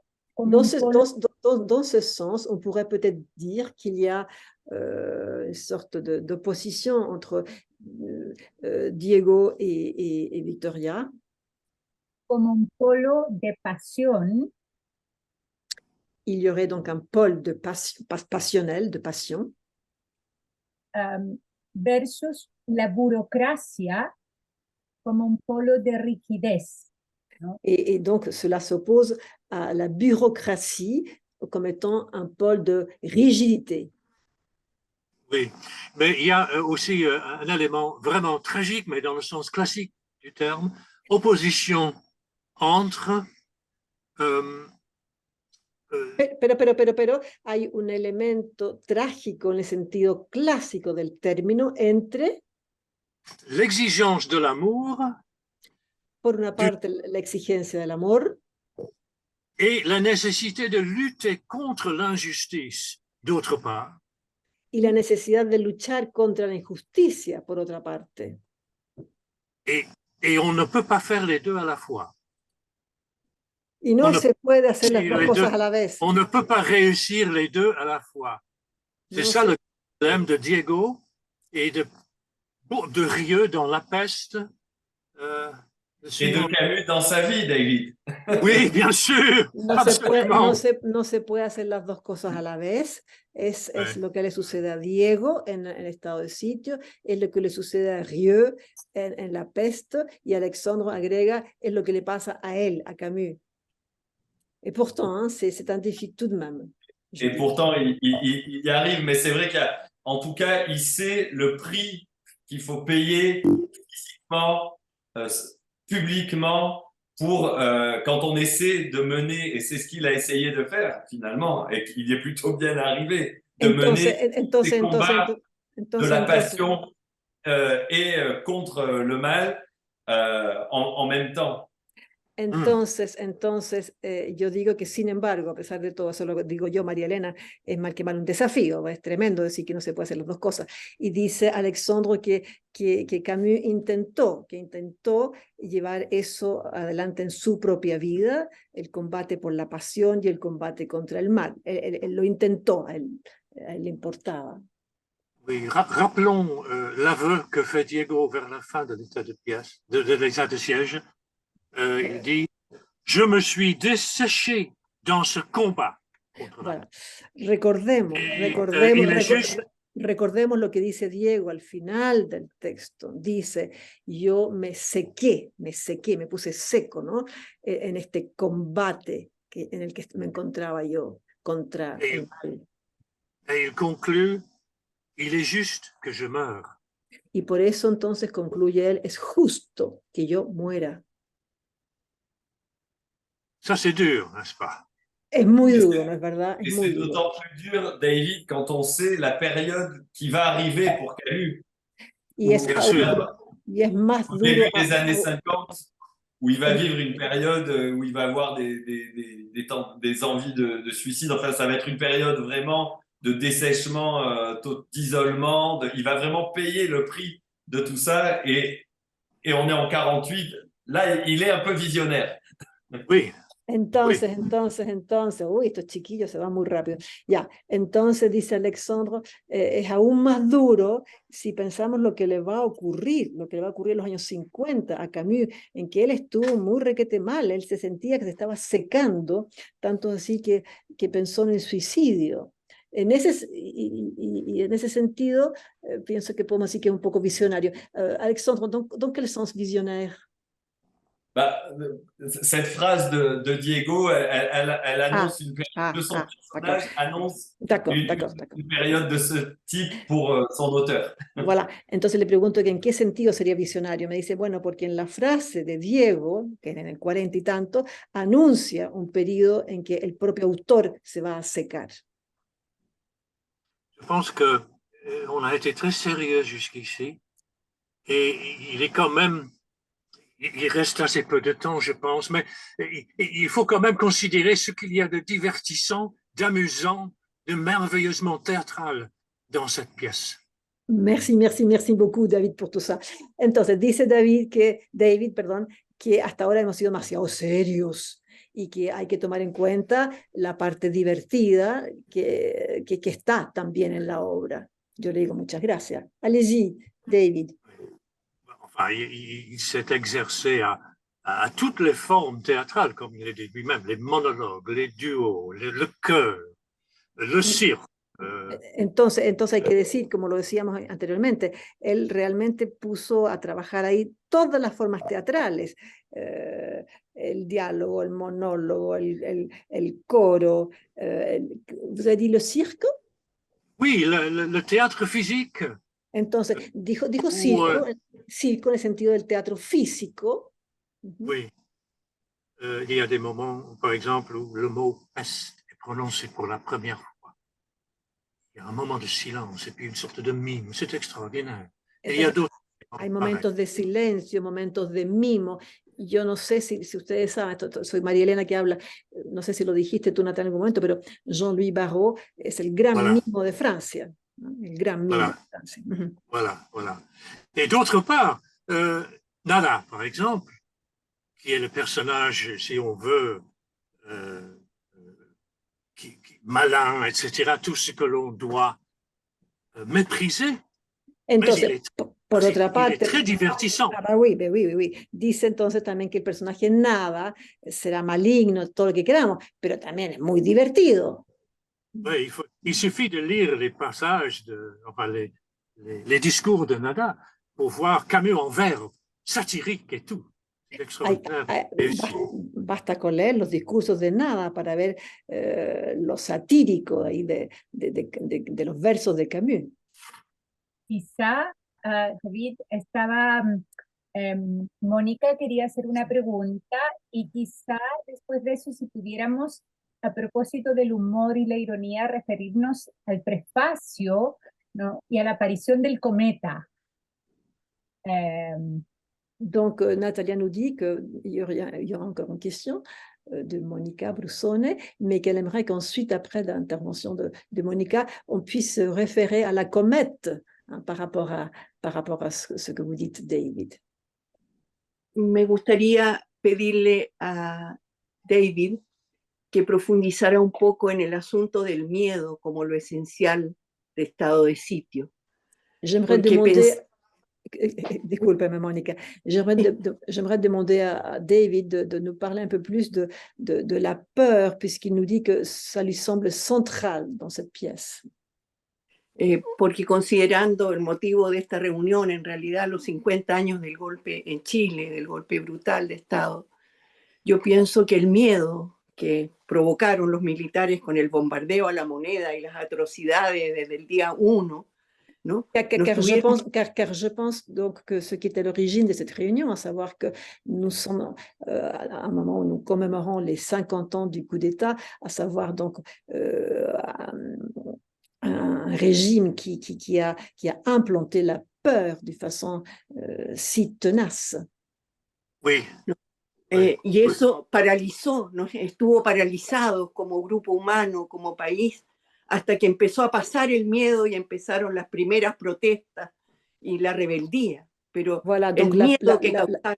la peur qu'ils ont causée, ça nous a paralysés pendant très longtemps jusqu'à ce que les premières, justement, révoltes ont pu commencer. Oui, c'est ça. Le mot paralysé, c'est bien trouvé. C'est exactement de quoi il s'agit. Bueno, me parece Les que êtres humains. Me parece que está muy bien encontrada la palabra paralizar. Se trata de eso, paralizar al ser humano. Paralyser le réflexe de liberté, le réflexe de révolte. Paralyser l'instinct qui appelle la liberté. Paralizar el instinto que llama a la libertad, paralizar el instinto de rebeldía. Et puis aussi, il y a la confusion aussi qui laisse, comment dirais-je, qui encourage la peur. Dans l'état de siège au début, il y a toutes ces superstitieux qui cherchent des explications pour la comète. También, c'est les gens de comprendre. También como el susto, el temor provoca una confusión. Entonces al inicio de la obra vemos como las personas están buscando explicaciones para este cometa, ¿no? Confundidos. Ce qui empêche les gens de réfléchir. Aquello que impide a las personas reflexionar. Puis il y a aussi cette opposition, Monica, entre justement les personnes qui doutent et celles qui ne doutent pas et qui, au contraire, par la peur, vont montrer qu'on ne peut pas les convaincre de changer. Entonces está la oposición, Mónica, entre las personas que dudan y las personas que tienen susto y que dicen entonces que no, que no las van a convencer, ¿no? Que están en una posición unívoca. Gracias. Merci. Muchas gracias. Merci beaucoup. Peut-être pour revenir sur la forme, David, il y a quelque chose qui est intéressant de noter, c'est que dans la carrière théâtrale de Camus, para volver respecto a la forma, David, me parece que hay algo en la trayectoria teatral de Camus. Il y a une expérience de théâtre similaire qui est la première œuvre que Camus écrit à 8 mains avec 3 de ses camarades en Algérie. Hay una obra similar, que es una obra que escribe Camus a 8 manos con 3 camaradas en Algeria. Et qui se passait déjà en Espagne. Y que ya estaba teniendo lugar en España. Oui. Ça s'appelle Révolte dans les Asturies. Se llama Rebelión en las Asturias. Alors, on va pas les comparer, mais c'est vrai que c'était déjà une première tentative d'un théâtre total, qui mêle les disciplines, qui était un théâtre qui était pensé pour être sur des places de villages en extérieur. Entonces no vamos a compararlas, pero estas dos obras, pero ya era una obra que pone una cantidad de formas diversas teatrales en juego y que estaba pensada para ser una obra que se presentase en plazas públicas, en espacios así, abiertos. Et d'ailleurs, qui rêvait de voir l'état de siège jouer en extérieur. Oui, en plein air. Mais justement, il est utile de se rappeler que Camus est toujours resté attaché à la notion du théâtre populaire. Entonces, dice Alexandre que Camus soñaba con que se presentase el estado de sitio al aire libre. Y David dice que Camus permaneció siempre muy cerca al teatro popular. Et en fait, il dépeint, vous savez, il présente une équipe de théâtre qui arrive à Cadiz, qui propose de jouer les esprits que Camus lui-même a monté avec le théâtre de l'équipe en Alger. Entonces llega el momento dado a Cádiz y propone que presentar la obra Los Espíritus, que él mismo había escrito, y propone que la presenten en Cádiz. Et c'est vrai que finalement, il y a un peu cette opposition entre une commande un peu au départ de Jean-Louis Barrault. Es verdad que hay una suerte de oposición, puesto que en este caso, en el caso de estado de sitio, hay, primero que nada, ¿verdad? Lo que hay al inicio es este pedido, ¿no?, que le hace Jean-Louis Barrault a Camus. Et la grande liberté en tout cas le terrain, le champ expérimental que va occuper Camus, tant sur le fond que sur la forme. Entonces hay una suerte de oposición entre este primer pedido y por otra parte la gran libertad que se permite Camus tanto en la forma como en el fondo finalmente de esta obra de teatro. Et peut-être une dernière chose, c'est qu'on trouve dans cette pièce un lyrisme que finalement on trouve chez Camus Una que dans última, les œuvres qui ne sont pas dans ces cycles, j'ai envie de dire. Una cosa última, y es que encontramos en esta obra un lirismo en Camus que no encontramos, qu'on trouve pas dans ces sites. On trouve moins dans les cycles de l'œuvre, dans l'étranger, dans la peste, Voilà. Entonces, mais qu'on retrouve dans ses œuvres qui sont un peu placées sur le chemin de son œuvre dès le début. Je pense à Nos et même au Premier Homme à la fin. Entonces hay este lirismo que se encuentra en alguna de las obras de Camus. Pienso en una obra que se llama Les Noces, los matrimonios. Bodas. Las bodas, perdón, las bodas, más que matrimonio, las bodas, y otros más, ¿verdad? Hay este lirismo, pero que no se encuentra en obras como El extranjero y otras más. C'est intéressant de voir comment finalement, quand il est plus dans son plan de pensée, tout de suite, il y a ce lyrisme qui rejaillit. Oui, il y a toujours chez lui un lyrisme qui fait jour à chaque fois qu'il est, comment dirais-je, qu'il est ému. Enfin, il y a des passages de lyrisme dans L'homme révolté. Entonces, están dialogando todos los chiquillos. Ya. Dice David que siempre le parece que está presente el lirismo en Camus cuando él está emocionado. Oui, je pense qu'on peut dire que le lyrisme n'est pas en marge de l'œuvre de Camus, c'est simplement une autre façon de penser.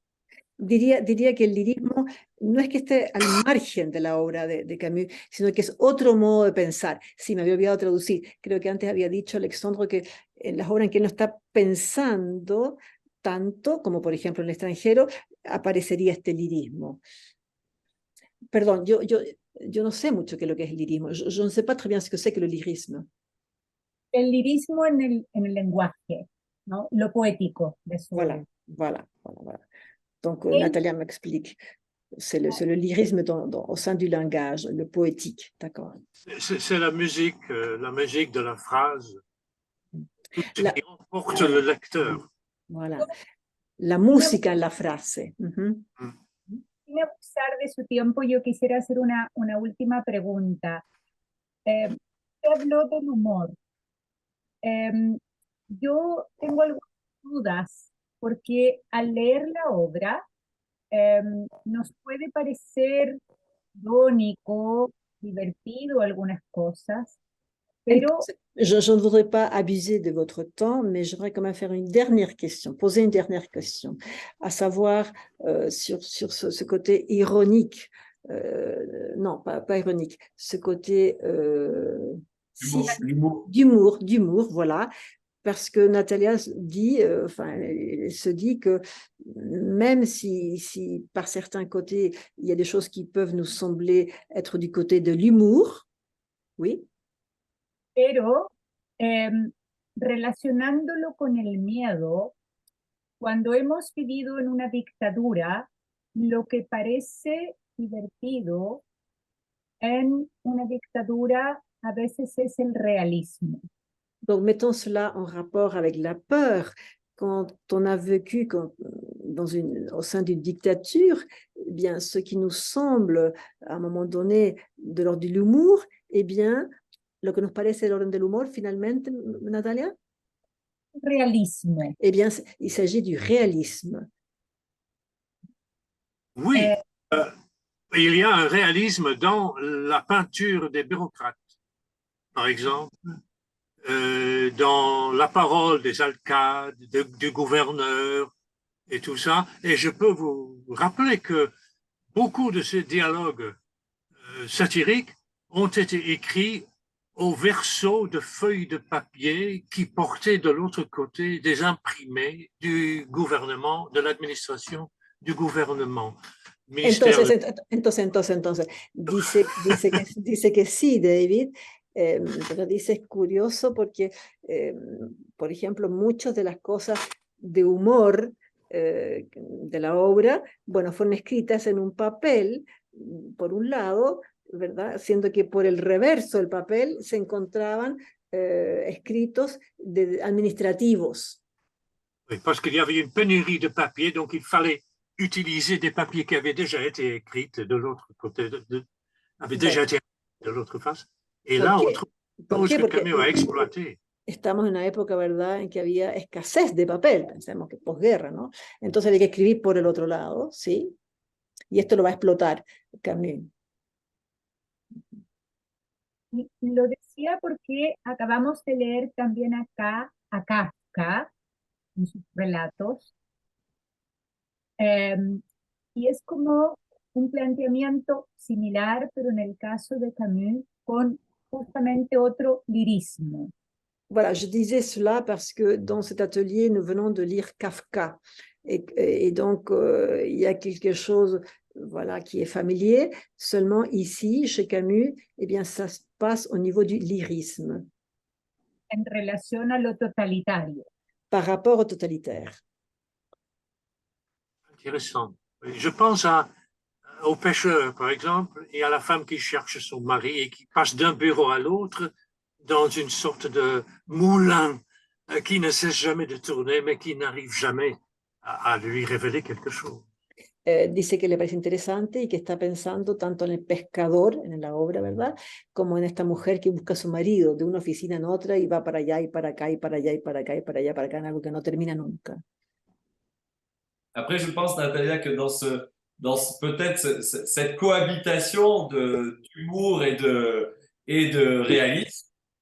Yo pienso, Natalia, fíjate también que esta cohabitación del humor, por una parte, y del realismo, ça faisait partie aussi des intentions, je pense, partagées de Camus et Barrault, de mettre le spectateur dans cet inconfort aussi. Pienso que esto formaba parte de lo que estaban pensando tanto Camus como Barrault, de poner al espectador en un cierto estado de perturbarlos un poco, de que no estuvieran tan confortables. Oui, et c'est ça, c'est une des raisons pour l'échec de la pièce, l'échec du spectacle, parce que les spectateurs n'ont pas du tout compris. Ils n'ont pas pu comprendre ce genre de juxtaposition d'ironie, d'humour, d'amour, de lyrisme, etc. Y lo que pasó fue que los espectadores no entendieron para nada esta juxtaposición, ¿verdad?, de lirismo y de realismo. ¿Sí? Et les critiques, au niveau critique aussi, c'est-à-dire que quand on lit les critiques de l'époque, elles sont tout aussi désarçonnées que le public à un moment où on voulait sûrement une pièce toute noire, une pièce toute blanche, du théâtre de boulevard ou du théâtre d'idées. Et là, d'un seul coup, on avait en tout cas une proposition qui composait avec toutes ces dimensions. Entonces dice Alexandro que no solamente el público no entendió, sino que los críticos tampoco. Estábamos en un tiempo en que se quería una obra entera blanca y otra obra entera negra, y que por favor no se mezclaran las cosas, ¿no? Eso era muy difícil de captar, ¿no? Eso es lo antirrígido. Donc ici, c'est la non-rigidité. Bueno, yo quiero agradecerles infinitamente la generosidad que han tenido de regalarnos este tiempo. Je veux vous remercier infiniment la générosité qui a été la vôtre de nous faire cadeau de votre temps. Para pensar, conversar sobre esta obra que es tan importante en los tiempos actuales. Pour penser et dialoguer cette pièce qui est si importante dans ce temps actuel. desde este sur tan remoto, uniéndonos bajo la luz de Camus. Depuis donc ce sud si lointain, eh bien, nous nous unissons sous la lumière de Camus. Et souhaitons-nous tous qu'elle perde de sa permanence. Souhaitons-nous tous de cette, pardon? Qu'elle perde sa permanence, la permanence de sa vérité. Deseémonos a todos que pierda esta permanencia. Oui. Je ne lis jamais Camus sans être frappé par la pertinence et l'actualité de sa pensée. Nunca me sucede nunca me sucede leer a Camus y dejar de sorprenderme por la pertinencia de lo que él plantea. Et pour moi, il est un de ces écrivains dont on a dit à un certain moment, il nous aide à vivre. Para mí, él es uno de estos escritores de los cuales se ha dicho alguna vez, es alguien que nos ayuda a vivir. C'est certain, c'est certain. Je tiens à vous remercier de m'avoir invité à participer à cette discussion. C'est très riche et vous êtes très gentil d'être venu et de m'avoir permis de participer à votre réunion. Merci beaucoup à tous. Ouais, je me joins à David. C'est très émouvant de converser comme ça par-dessus les océans avec vous. Donc, trouvons une autre occasion de nous retrouver. Entonces, ambos están diciendo que ellos también agradecen mucho esta ocasión, que les gusta mucho poder conversar así a través de los océanos. Y Alexandre agrega, encontremos otra ocasión para volver a encontrarnos. Voilà. Y a ti, María Elena, que has hecho un trabajo hermoso con tu lirismo, tu música. Bravo. Tú no solo has interpretado, has co-creado hoy día. Maravilloso. Gracias. Bravo, bravo. Merci beaucoup. Con mucho gusto y es un honor. Moi, je reste avec le sentiment qu'on va continuer à travailler ce que vous nous avez apporté, hein, parce qu'il y a encore beaucoup comment dire, à savourer, à travailler ces questions qui ont été mises aujourd'hui sur la table. Pour nous aussi. Les digo que creo que vamos a seguir trabajando. Alors, je commence. Que vamos a seguir trabajando estas cuestiones que quedan hoy día, quedaría para mucho más. Y dice que para ellos también. Gracias, Natalia. Merci, Natalia. Gracias, Natalia. Au revoir.